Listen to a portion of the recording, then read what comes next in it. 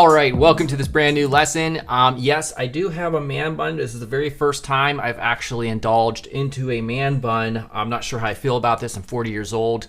I thought I'd just throw that out there. I kind of look weird probably with this ball on my head like a Teletubby. But anyhow, let's talk about toggle actions. So toggle actions, right now, for instance, if you open up the before folder for this specific lesson, it's going to be the same exact lesson that we had. It's the same project from the previous lesson, essentially. Nothing has changed about it from the end state. So the after folder is now from the previous lesson is the before folder for this lesson. And this is where we left off. So we just basically come back up. It only animates in once, and that's it.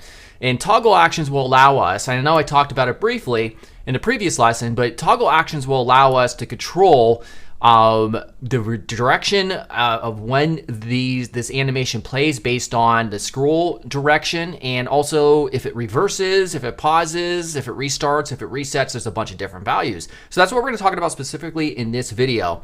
And toggle actions is set up into 4 different states. It's a single property called toggle actions, and then it's a string that has 4 different words, okay?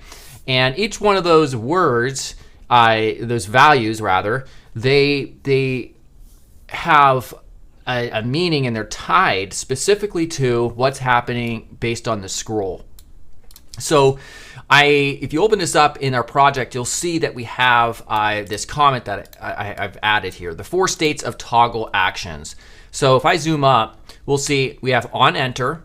So the first value would be when it happens basically when you scroll into a specific section or element for the first time. So when you're scrolling down for the first time, that is on enter. And here's what this looks like. So toggle actions, and we're going to say, and notice GitHub Copilot is trying to complete it for me. We'll just leave that value right there. Play, none, none, none. All right, so this is actually kind of what happens by default. All right, so when we don't put it on here, these are the 4 values. It plays when it enters for the first time on enter. Only the first time it will play. And then the values for these ones, none, none, none, means it's not going to do anything else. We're not going to reverse it. We're not going to do anything else at all. So if I save this and we go back and we check it out, you're going to find that it's basically the same exact situation as before. It plays, go back up, nothing happens. Go back down, nothing happens. Okay. So that's the first value, simple to understand. So that value, once again, on enter is when it plays for the very first, when you enter it, scrolling down, and it enters the viewport based on your parameters that are set in the start and end values, it'll play. Okay. The next value that we have to concern ourselves, the second value, is on leave. So that means whenever we leave based on the end state, the property, what will happen? Well, right now we say none. Well, what if we decide to change that to something else, like reverse? All right, well, let's try that. So we're going to put right here, reverse. By the way, these are all the values: play, pause, resume, reset, restart, complete, reverse, and none. That could be in any of these 4 positions. So let's save that. We're going to go back. I'm going to go scroll all the way back to the top, refresh, and we're going to scroll down. We're going to see it because that's play. And then when we leave, look, it reversed itself. We kind of just caught the tail end of it based on our end property here. And when we go back, there's nothing's there. Literally nothing's there. It does come back though when we scroll back into view. So it reversed the animation when we left. So on enter back, so the first 2 values, again, are when you're scrolling down, all right, for the first time, and it enters the viewport from the bottom, and then it's coming up. That's the first value, play. When we leave here, that is on leave, and then we told it to reverse. Now, on enter back is the 3rd value. So this action happens when you scroll back into a specific section or element for the first time. So we're scrolling up and we're hitting the bottom of that target element. So we have none. Let's try putting play there instead. So if we put play, guess what? Our animation comes back.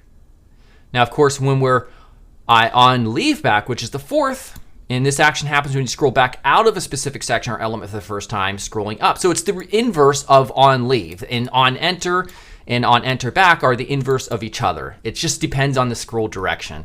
I know it's confusing at first, but you will start to wrap your head around it as we progress throughout this course. So it comes back into play. We're going to reverse the animation. We're going to go back up. It's going to play. And now we just have none. And now when we come back down, because we put none, it's not playing itself again, essentially. So we could put like this. We could put reverse at the end. So if I scroll back down, here it is. We scroll back up, it's going to play. Now watch, we're going to reverse it. And that way, when we come back down, it's ready to play again. So that right there, that example is probably the most elaborate example of toggle actions, where every time, no matter what direction you're scrolling into, it's both going to play and it's going to reverse as well.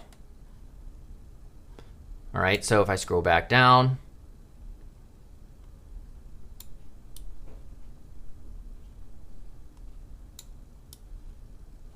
there you go.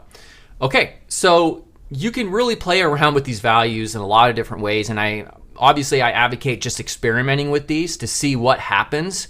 For instance, what happens when we pause a value? So if we pause on leave, it's just going to pause there.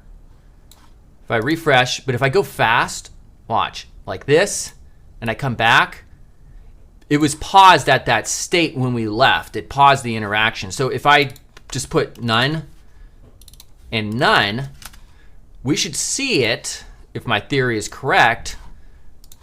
If I scroll down here and I scroll back up, look at that. It just paused the whole thing because I didn't give it time to finish.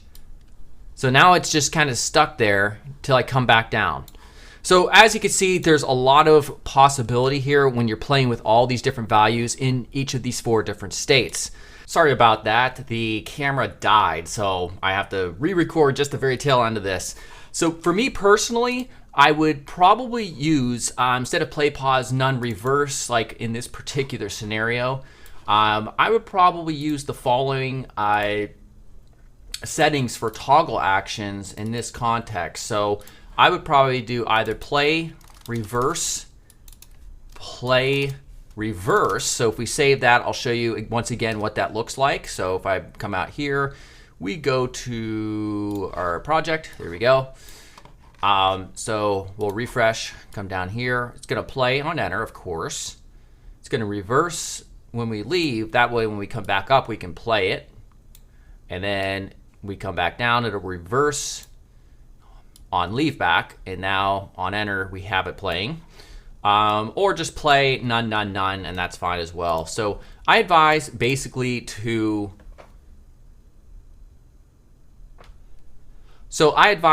just experiment, with these 4 different properties and all the various values that you can insert with them. That way you can kind of understand what happens, and slowly but surely you'll start to understand. So in the next lesson, we're going to start focusing on scrub. All right, setting scrub to true or setting scrub to a numerical value and how that affects our animations.